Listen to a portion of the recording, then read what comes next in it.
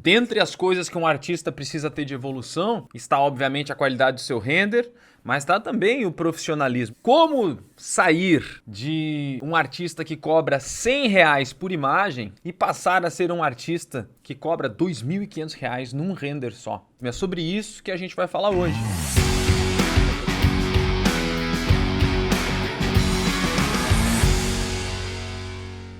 Não sei dançar. Não é comigo.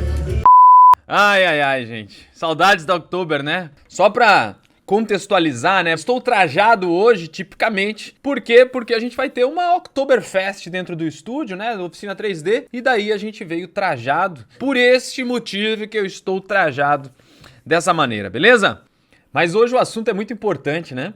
O que diferencia um profissional que cobra 100 e de um profissional que cobra 2.500? Eu vou te falar agora pontos para você observar onde você está hoje e aonde você precisa focar sua energia para a sua evolução. E as 3 coisas que a gente tem que ter em mente, que são 3 coisas que a gente tem que evoluir enquanto profissional para poder atingir isso. E a primeira coisa delas, eu vou falar bem rapidamente, mas é só para a gente poder nivelar aqui, que tá todo mundo entendendo o que a gente tá falando, beleza? A primeira coisa que diferencia alguém que cobra 100 e um artista que cobra 2.500, temos 3 coisas para levar em conta, tá? A primeira delas é o nicho em que ela está atuando, a faixa. Porque atuando numa faixa diferente do mercado, branca, amarela, laranja, roxa ou preta, você determina o quanto estão dispostos a te pagar, né? E eu vou recapitular aqui bem rapidamente, porque é o seguinte, ó, faixa branca quem é?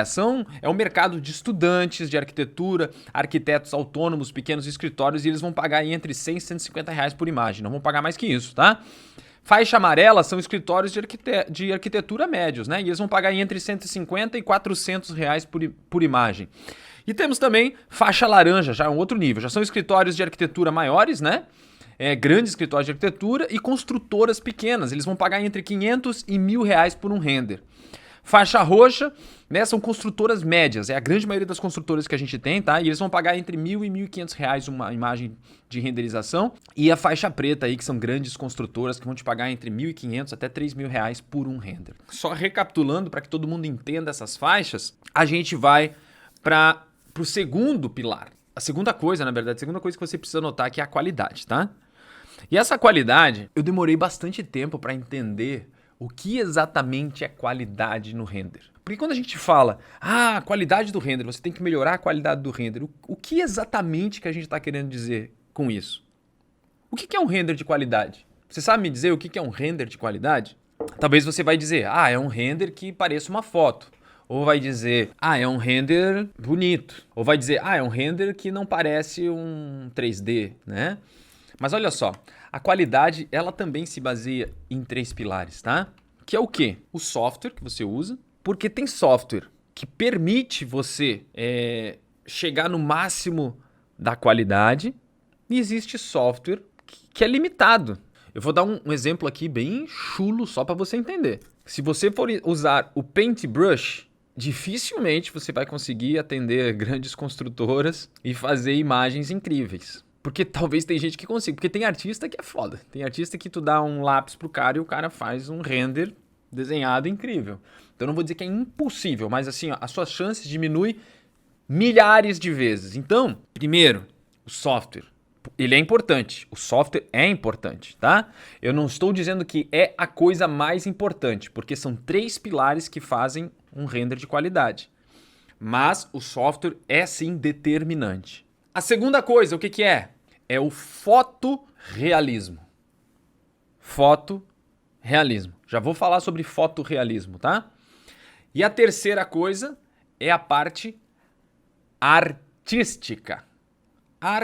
Então a gente tem software como um pilar de qualidade, a gente tem fotorrealismo como um pilar de qualidade e a gente tem a arte como um pilar de qualidade. Agora vamos falar sobre isso. O que acontece?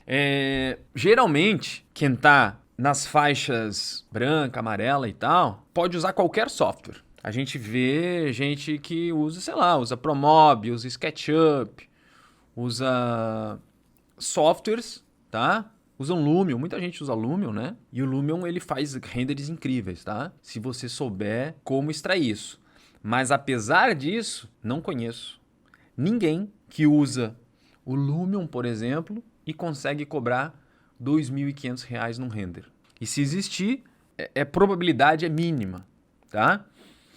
Em comparação com outros artistas. Se o cara quer ficar um faixa preta, todos os faixas pretas que eu conheço, eles utilizam o 3D Studio Max. Todos os faixas pretas e faixas roxas que eu conheço usam 3D Studio Max, o Corona ou o V-Ray. Então, daí a gente já pode perceber. Bom, se os caras que são faixa roxa e faixa preta utilizam esses softwares e a maioria dos faixas brancas e faixas amarelas usam esses outros softwares, que software será que eu preciso? Que software será que eu preciso usar para chegar nessas outras faixas? Então eu só estou te colocando para refletir aqui. Faz sentido para você?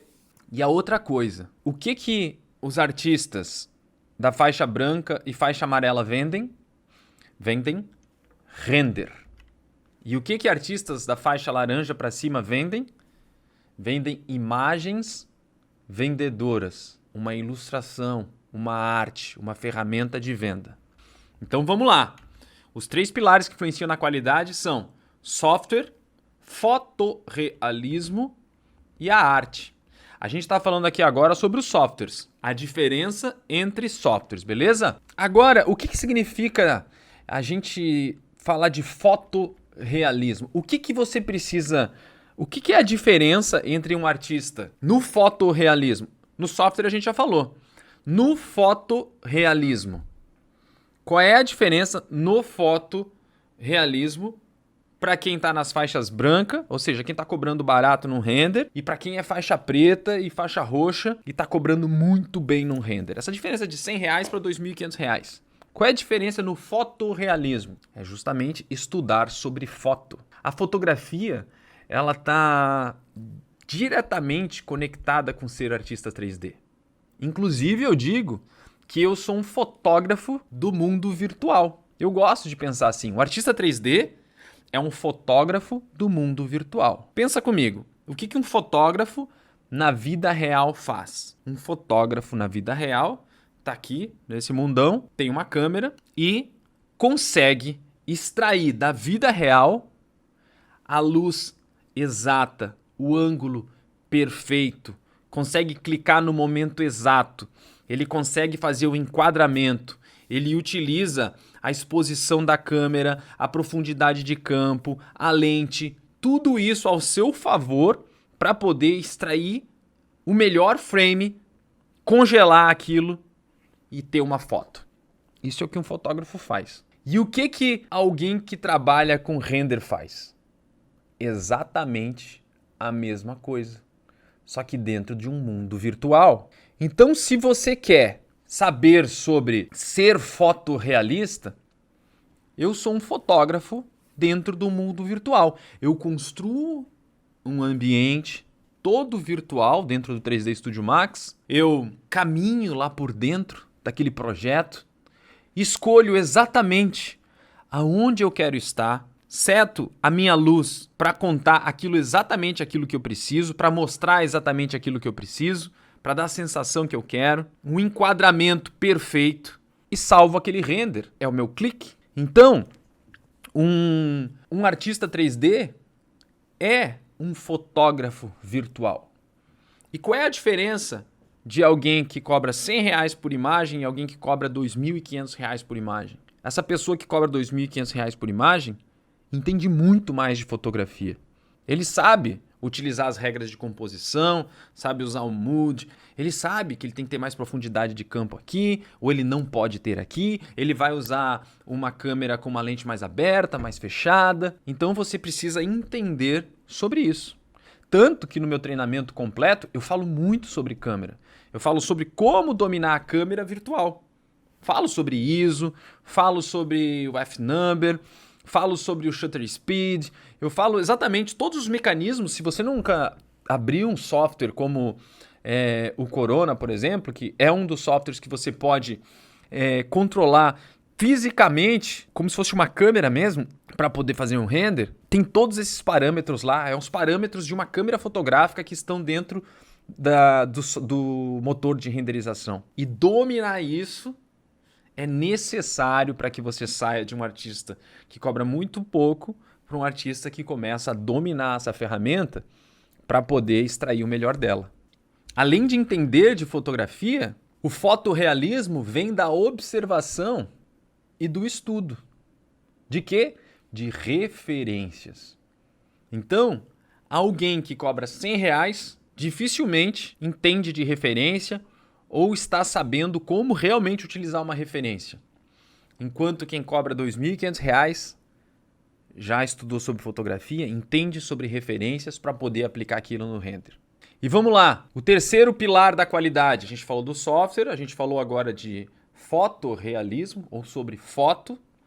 E o terceiro é o quê? A arte. E por que arte, gente? Porque o que a gente faz também é arte. Eu sou um fotógrafo. Fotografia também. Fotografia é arte, né? Também é arte, não. Fotografia é arte. Então vamos lá. A arte, dentre várias denominações, mas eu considero que é a capacidade de transmitir um sentimento através daquilo que você fez, né? É fazer com que uma terceira pessoa olhe para aquilo que você fez e tenha uma interpretação e sinta alguma coisa, né? Então, no nosso caso em específico, a gente está criando uma imagem. Agora, olha só, para você fazer uma imagem artística, você precisa entender sobre como o nosso cérebro funciona ao receber as informações. Não é verdade? Então, você tem que conhecer sobre cores, né? Existem cores que te deixam mais agitado, existem cores que te trazem serenidade. Você precisa entender sobre uma cena bagunçada, ela vai te trazer uma certa percepção. Uma cena com menos coisa vai te trazer mais calma, mais foco. Uma cena bagunçada, às vezes você não sabe nem para onde olhar. Eu falei num dos últimos meus vídeos só sobre storytelling. Lembra que eu disse? Você tem que contar uma história com a sua imagem. E isso é muito legal. Isso faz parte de ser artista. Isso faz parte de criar uma arte com aquela imagem. Isso faz parte de você entender o seu lado artista, conseguir colocar aquilo numa imagem, colocar aquilo num render e criar uma arte. A diferença de um artista que cobra R$100 por imagem e um artista que cobra R$2.500 por imagem, essa parte artística é um abismo de distância. Você olha uma imagem de um artista que cobra R$100 e você vê exatamente um print de uma tela de computador. E você olha uma imagem de R$2.500 de um artista que consegue atuar no mercado e cobrar muito bem pelas suas imagens. Você olha para aquilo e você começa a analisar e começa a perceber muito mais do que uma tela de computador. Você consegue se sentir dentro daquele projeto. Você consegue quase que se sentir abraçado pelo projeto. Porque tem vários elementos que te levam, que te capturam e te fazem entrar dentro daquela imagem e perceber aquilo. Então, é o terceiro pilar que eu considero importante para a qualidade. No meu treinamento, eu também falo bastante sobre isso. Eu tenho aula só sobre cores, sobre várias dessas coisas que está lá no módulo de fundamentos, porque é a base de como você vai depois explorar o software. E o software depois você aprende, é uma ferramenta, gente. É só depois tu aprende a fazer qualquer coisa mecânica. Agora, tudo você aprende, né? Mas o que eu quero dizer é que você precisa de uma base sólida. Então vamos lá, a diferença disso. Então como sair, por enquanto, só para dar uma recapitulada básica aqui, como sair de R$100 por imagem para R$2.500 por imagem? Você já entendeu que você precisa, primeiro, estar no nicho que está disposto a te pagar mais. É a primeira coisa. Segunda coisa, ter a qualidade para poder entrar nesses nichos. Porque sem a qualidade você não consegue entrar nesses outros nichos que te pagam melhor. Porque no fim, como eu já disse e repito, não é você que decide quanto você vai cobrar a sua imagem. É o mercado que te diz, ó, por isso aí eu pago tanto. É assim que funciona. E como é que você entra no mercado que diz assim, ó, por isso aí eu te pago R$2.500. Você precisa estar nesse nicho. E para chegar nesse nicho, você precisa aumentar a qualidade do seu trabalho. É só isso, André. Então, eu estar no nicho certo e dentro da qualidade, usar o software certo, aprender sobre fotografia, aprender sobre arte, aplicar dentro desse software certo e daí tá no nicho certo e eu tô feito? Não. Tem mais uma coisa importante. Eu conheço vários artistas que dominam a ferramenta certa, entendem tudo de fotografia, são artistas incríveis, não estão no nicho faixa preta porque não conseguem por causa de um outro motivo, que é o terceiro, que eu considero tão importante quanto os dois primeiros: o profissionalismo. Quantas vezes você já ouviu dizer que vários artistas talentosíssimos morreram na pobreza ou estão ferrados de grana? Um monte de gente que canta bem, um monte de gente que faz coisas incríveis, um monte de gente que é talentoso, mas não vai pra frente. E a grande maioria das vezes é porque não é profissional. Por que eu preciso ser profissional se eu sou artista? Eu sou artista, não preciso ser profissional. Precisa ser profissional. Por quê? Porque você pode ser artista e pode não ser profissional. E daí você cria só as suas próprias artes e vive de favor pro resto da sua vida tentando conseguir uns trocados. Tá tudo certo. Mas se você quer entrar nos nichos que te valorizam, você está entrando no mercado. Se você entra no mercado, o mercado te exige profissionalismo. Ele não vai simplesmente aceitar que você seja um artista malucão. Ele não consegue lidar com isso. Por quê? Porque o mercado é exigente. E como é que você se torna profissional? A qualidade é uma das coisas para se tornar profissional. Mas tem mais 5 coisas importantes que eu vou colocar aqui e eu quero que você anote. Eu quero que você hoje, no final deste nosso encontro, me diga se você tem tudo que precisa dessas 5 coisas para ser profissional. Lembrando que não basta só essas 5 coisas se você não está no nicho certo e não tem a qualidade certa. Isso aqui é uma somatória de coisas com aquilo que eu acabei de falar antes. Você já ouviu falar que a primeira impressão é a que fica? E qual é a primeira impressão que as pessoas vão ter de você? É quando elas entrarem e visualizarem alguma coisa que você ou enviou para elas ou apareceu para elas porque você divulgou na internet. É a sua página na internet. É o seu Behance. Você tem que... Ou quando alguém entra em contato com você, então é no telefone, se alguém liga ainda, mas liga, aqui pro escritório ligam bastante ainda. É pelo WhatsApp, é por e-mail, é no seu Instagram, é no seu LinkedIn. Então vamos lá. A primeira coisa é isso.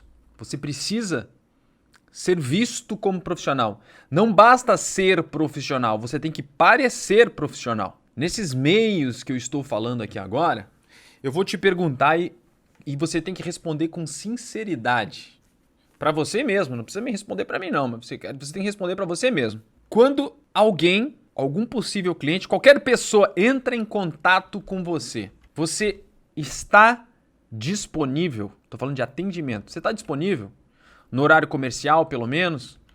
Quando lhe chamo no direct ou no WhatsApp, você lê e responde? Você responde o seu e-mail? Você atende o telefone? Você está disponível para uma reunião, ir até a pessoa ou fazer um call virtual, né? Vou te dar alguns exemplos aqui.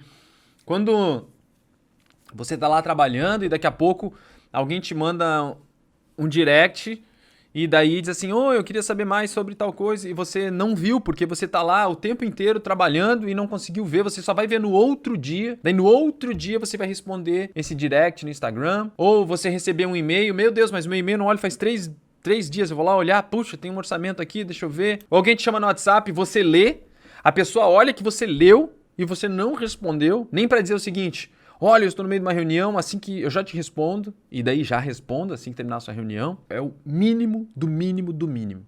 Agora, é incrível a quantidade do ser artista, porque eu acho que vem dentro do artista esse negócio, de não estar nem aí pro compromisso com essas coisas.